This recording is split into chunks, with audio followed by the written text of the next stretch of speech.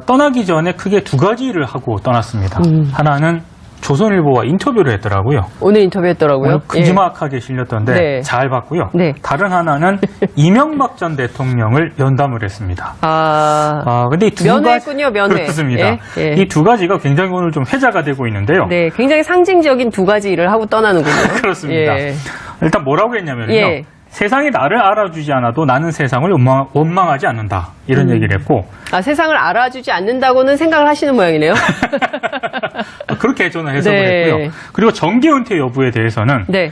내가 한국 정치판에서 더 이상 할 일이 없다는 판단이 설 때 하는 것이지 선거에 졌다고 정계 은퇴하는 것은 무책임한 처사다. 또 무슨 얘기죠?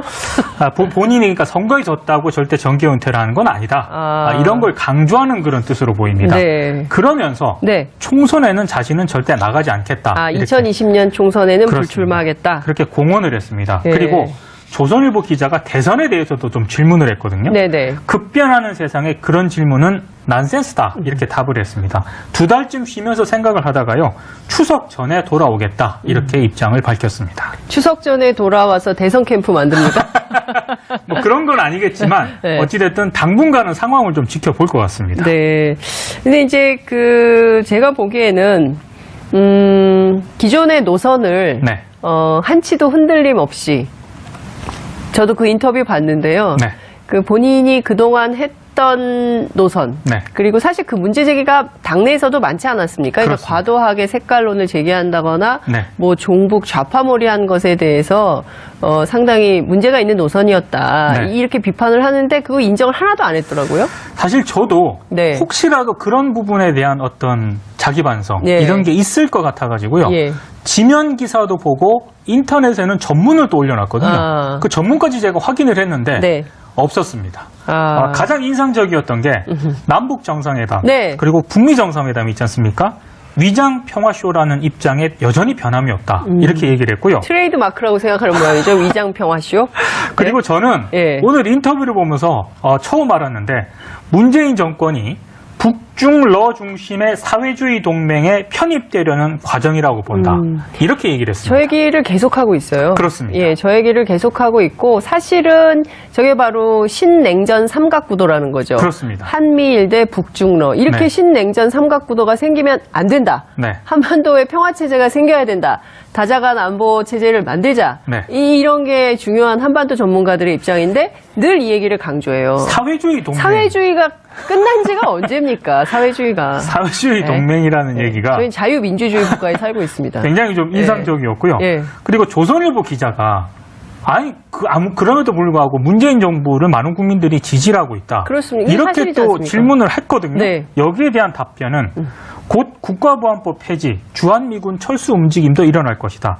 만약에 한미동맹이 이 가치동맹에서 이익동맹으로 변질될 건데 네. 이것마저 국민들이 동일한다면 난 어쩔 수 없다. 또 이렇게도 입장을 내놓았습니다. 가치동맹과 이익동맹의 차이는 뭡니까? 동맹국가면 가치와 이익을 함께하는 거 아니겠어요? 그러니까 동맹이라면 네. 이익에 있어서는 저는 아무리 네. 동맹이라 하더라도 네. 그건 정확하게 구분을 해야 된다라고 생각을 하거든요. 근데 그게 딱 구분을 좀 안 하시는 것 같다는 그런 생각이 좀 들었습니다. 돗자리 홍? 돗자리를 까시는 겁니까? 사실 국가보안법은 이미 사문화돼 있어요. 그렇죠. 7조 네. 2조 폐지는 계속 얘기가 되고 있지만 사실 대통령도 만나고 김정은 위원장 제가 보기에는 조만간 서울에 온다고 봅니다. 예, 그렇죠. 올 가능성이 높죠. 이런 평화정국에서 과거에 틀린 국가보안법 사실 유지할 필요도 없어요. 사실상 사문화돼 있기도 하고. 사실 국가보안법 기준에서 보면 북미 정상회담도 굉장히 문제가 많은 그렇습니다. 거죠. 네. 예. 그리고 주한미군 철수와 관련해서는 북한 당국도 주한미군에 대해서 큰 관심은 없다고 이미 얘기를 그렇습니다. 하고 있고 예. 역할과 지휘 변경은 어쩔 수가 없다. 만약에 종전선언이 되면 전쟁이 끝났는데 네. 지금 있던 연합사는 당연히 해체할 수밖에 그렇죠. 없는 것이고요. 네. 그리고 한미동맹에 따라서 주한미군 주둔의 문제는 소파 있습니다. 소파. 그렇습니다. 예, 그 주둔군 지휘 협정에 따라서 얼마든지 내용을 변경해야 돼요. 그렇습니다. 그걸 가지고 이렇게 얘기하는 것은 난센스? 난센스가 아니라 예. 여전히 홍준표 대표는 예. 과거의 모습에 그대로 좀 머물러 있지 않나 이런 생각이 좀 듭니다. 자유한국당에 대해서는 뭐라고 하던가요? 세게 얘기했습니다. 그래요? 네. 나 사람 키울 생각을 안 한다. 이렇게 얘기를 하면서 본인을 키우라는 겁니까?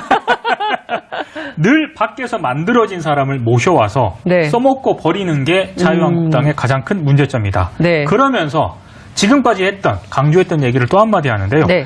외부에서 온 고관대작 출신들은 정치를 아르바이트 정도로 생각한다면서 아르바이트. 어차피 총선을 통해서 인적 청산이 이루어져야 할 것이다. 이렇게 주장을 했습니다. 아하. 다른 건 다 몰라도요.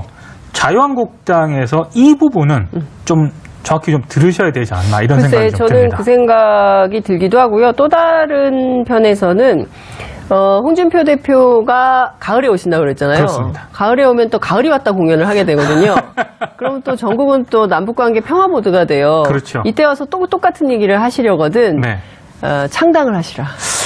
그때쯤 되면은 네? 자유한국당도 예. 조금은 노선이라든가 그렇죠. 이런 거를 좀 정리가 되지 않을까요? 예, 지금 뭐 40대 김세연 의원. 그렇습니다. 예, 이분이 예. 굉장히 내부에서는 합리적인 보수로 평가받고 있고 네. 바른미래당 갔다 온 분이잖아요. 그렇죠. 예, 이분이 비대위원장 맡을 가능성이 높다. 이런 보도도 나오고 있더라고요. 그리고 뭐 최근 토론회에서 김성태 그 원내대표도 굉장히 좀 이제는 예. 보수적인 그런 당도 맞습니다. 전향적으로 좀 사고를 해야 된다라는 취지로 발언을 했거든요. 맞습니다. 류분일 주피라고 지금 붙었잖아요. 그렇습니다. 예, 예. 논쟁하고 있어요. 보수의 가치가 무엇인지에 대해서 논쟁을 네. 하고 있기 때문에 상당히 센 논란이 격화하고 있을 때 네. 미국을 가시는군요. 용기 있게 좀 싸워서 상황을 바꾸셔야 될 텐데. 저는 가장 재밌었던 부분 중에 하나가 네. 6.13 지방선거와 관련한 그런 부분이었는데요. 네. 선거 당일까지 광역단체장 6곳에서 네. 이긴다고 하지 않았냐. 6+알파. 조선일보 기자가 당당하게 물었습니다. 예, 예. 여기에 대한 홍준표 전 대표의 답은 예. 아니 그럼 선거 눈앞에서 진다고 하냐. 질 줄 알았지만 그렇게 차마 말할 수는 없었다. 네. 저는 굉장히 인상적이었던 대목이 6.12 북미 정상회담 하는 거 보고 게임 끝났다고 생각했다. 그렇죠. 예. 네. 저는 그 대목을 보고 이분이 또 그렇게 판을 못 읽는 분은 아니구나. 네. 이런 생각이 좀 들었습니다. 예. 그나저나 이명박 전 대통령 면회는 어떻게 이루어진 겁니까? 특별 면회하신 건가요? 지난 9일에 이 면회를 했다고 하는데요. 변호사 자격 취득한 이유가 면회하려고. 그래서 저는 깜짝 놀랐습니다. 예. 원래는 변호인이 되려는 자 네. 이런 자격으로 그렇죠. 면회를 했다고 네. 하거든요. 근데 이렇게 하려고 변호사 자격증을 이렇게 또 이용을 하는 것도 예. 굉장히 좀 특이하다고 생각을 했는데 네. 어떤 얘기가 오갔을지가 굉장히 궁금했는데요. 그렇죠. 네. 홍준표 전 대표가 이렇게 얘기를 했습니다. 어차피 정치 재판이고 사법적 판단으로 판결하지 않을 것이다. 마음 편하게 가지고 건강하시라. 이렇게 얘기를 했다고 하고요. 이명박 전 대통령은 알겠다. 이렇게 담담하게 답을 했다고 지금 전해지고 있는데요.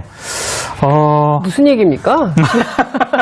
정치재판이라뇨. 지금 그 사법적으로 다스만 하더라도 네. 드러날 증거가 얼마고, 그리고 대통령 기록물 관리와 관한 법률, 이거 위반도 그 영포빌딩에서 드러난 문건이 몇 건인데 이게 사법적인 판단을 받고 현행법에 위반됐기 때문에 감옥 간 거지 정치적으로 묶어둔 게 아니잖아요.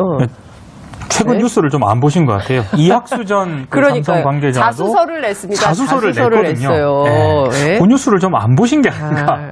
좀 안타까운 생각이 좀 들었습니다. 예. 저 카톡으로 좀 하나 보내드려야 될 것 같다는 생각이 좀 듭니다. 네. 어쨌든 잘 다녀오시면 좋을 것 같고요. 가서 자서전 쓴다면서요. 자서전을 이제 쓰고 이제 귀국을 할 것 같은데요. 네. 저는 뭐 정치 상황이란 게 유동적이니까 예. 귀국을 하셔서 어떤 선택을 하든 그건 홍 전 대표의 판단인데 네. 보수의 가치에 대해서 정말로 한번 깊이 좀 고민을 좀 해보셨으면 좋겠습니다. 네. 과거의 어떤 그런 행태, 보수의 가치만으로 더 이상 이제 보수가 생존할 수 없는 그런 환경과 시대가 됐거든요. 네. 좀 깊은 고민을 좀 해보셨으면 좋겠습니다. 네.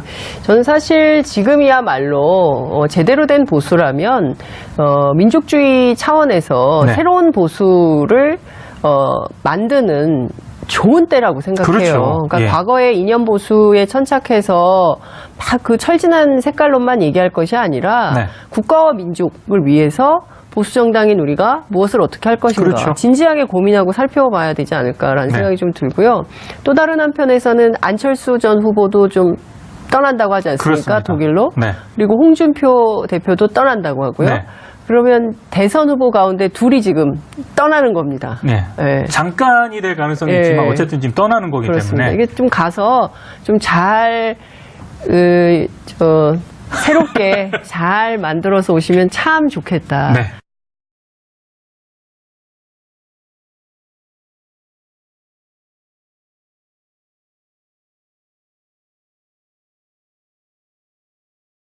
아니, 그럼에도 불구하고 문재인 정부를 많은 국민들이 지지를 하고 있다. 그렇습니다. 이게 이렇게 사실이지 또 않습니까? 질문을 했거든요. 네. 여기에 대한 답변은 곧 국가보안법 폐지, 주한미군 철수 움직임도 일어날 것이다.